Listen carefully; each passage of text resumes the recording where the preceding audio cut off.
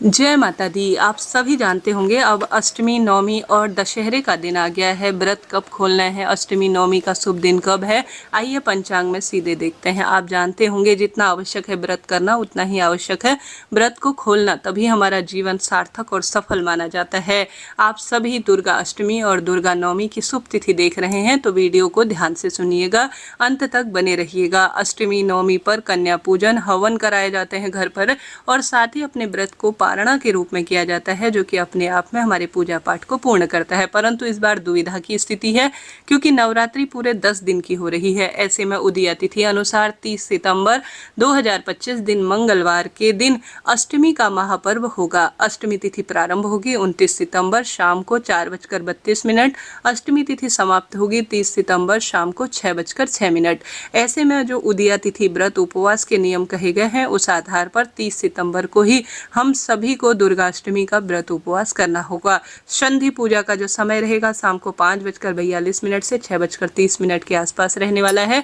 इस दिन उत्तराषाढ़ा नक्षत्र है जो कि पूजा पाठ को बहुत सुंदर बनाता है। देखिए अष्टमी तिथि पर बहुत सारे शुभ मुहूर्त भी बन रहे हैं, उनकी जानकारी ले लेते हैं। देखिए व्रत सबसे विशेष तौर पर कब खोला जाएगा, यह प्रश्न भारी आता है, तो ध्यान से सुनिएगा। इस वीडियो को आप शेयर कर दीजिए और साथ के साथ आप कमेंट्स बॉक्स में जय माता दी लिखना ना भूले। तो अष्टमी तिथि के दिन सूर्य उदय का समय होगा 6:22, सूर्यास्त का समय होगा 6:11। ब्रह्म मुहूर्त प्रातःकाल 4:46 से 5:24 और अभिजीत मुहूर्त जो कि हर कार्य की सिद्धि के लिए जाना जाता है प्रातःकाल 11:53 से 12:40 तक हो रहा है। अमृत काल की बात करें तो प्रातःकाल यह रात्रि से ही 2:55 से 4:38 के आसपास हो रहा है। इस दिन शोभन योग जो कि अपने आप में बहुत विशेष होता है। दुर्गा अष्टमी के दिन अगर आप कन्या पूजन कर रहे हैं तो प्रातःकाल शुभ मुहूर्त है 4:37 से 5:25 के आसपास। साथ के साथ प्रातःकाल एक और शुभ मुहूर्त बन रहा है 9:22 से 1:40 के आसपास। प्रातःकाल भी एक सुंदर श्रेष्ठ समय बन रहा है जो कि 11:57 से 12:35 तक हो रहा है। इस दिन अपने व्रत उपवास को कर लेते हैं, इस समय कन्या पूजन करते हैं, माँ की विशेष आराधना हवन इत्यादि इस समय कराते हैं तो भाग्य प्रबल होता है। अब बात कर लेते हैं दुर्गा नवमी कब है। 1 अक्टूबर 2025 दिन बुधवार के दिन नवमी तिथि रहेगी। नवमी तिथि का प्रारंभ होगा 30 सितंबर शाम को 6:06। नवमी तिथि समाप्त होगी 1 अक्टूबर शाम को 7:01। ब्रह्म मुहूर्त प्रातःकाल 4:46 से 5:24 के आसपास।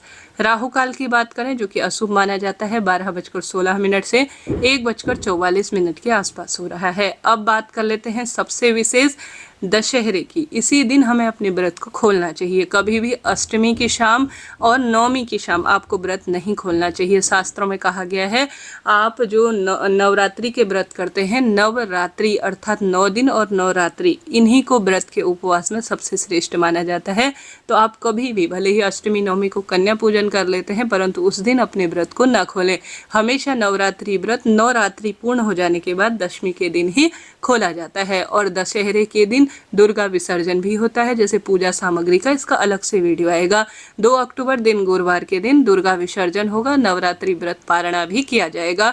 तो 2 अक्टूबर को इस बार गुरुवार है और दशहरा रहने वाला है। दशमी तिथि आरंभ होगी 1 अक्टूबर शाम को 7:01। दशमी तिथि समाप्त होगी 2 अक्टूबर शाम को 7:11। नवरात्रि व्रत पारणा और दुर्गा विसर्जन का शुभ मुहूर्त 2 अक्टूबर प्रातःकाल 7:27 से 9:13 के आसपास रहने वाला है। तो इस तरह से मैंने आपको यह पूरी जानकारी दे दी कि आपको किस स्वरूप में किस तरह से पूजन अर्चन करना है और संपूर्ण शुभ मुहूर्त जो कि पंचांग पर आधारित है आपके काम के रहेंगे। तो जरा सा भी वीडियो उचित उपयोगी रहा हो तो कमेंट्स बॉक्स में जय माता दी लिखें और कोई प्रश्न हो तो जरूर पूछें।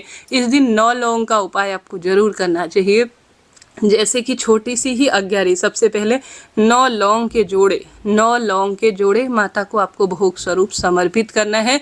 पूरे जोड़े की व्यवस्था नहीं होती, 18 लौंग की व्यवस्था नहीं होती है, तो खाली 9 लौंग तो आप माता को समर्पित करें और भोग स्वरूप के रूप में जब माता इसे स्वीकार कर लेंगी तो अज्ञारी के माध्यम से अर्थात अग्नि को प्रज्वलित कर कर उसमें अपनी मनोकामना कहकर एक एक करके माता रानी के 9 स्वरूप का जो है स्मरण कर कर भोग मैं समर्पित कर रही हूँ, ऐसी प्रार्थना करते हुए एक एक करके जितने भी माता रानी के स्वरूप हैं उनको आपको जो है घी में लौंग को एक एक करके डुबाना है और माता रानी के प्रथम स्वरूप का ध्यान करना है। फिर दूसरे लौंग को समर्पित करते हुए अग्नि में दूसरे स्वरूप का ध्यान करता है। इस तरह से 9 लौंग के आपको जोड़े या 9 लौंग लेकर अग्नि में प्रज्वलित कर देने हैं। तो इस तरह से यह श्रेष्ठ उपाय, इससे माँ भगवती बहुत प्रसन्न होती है और खुशियों के भंडार भरती है।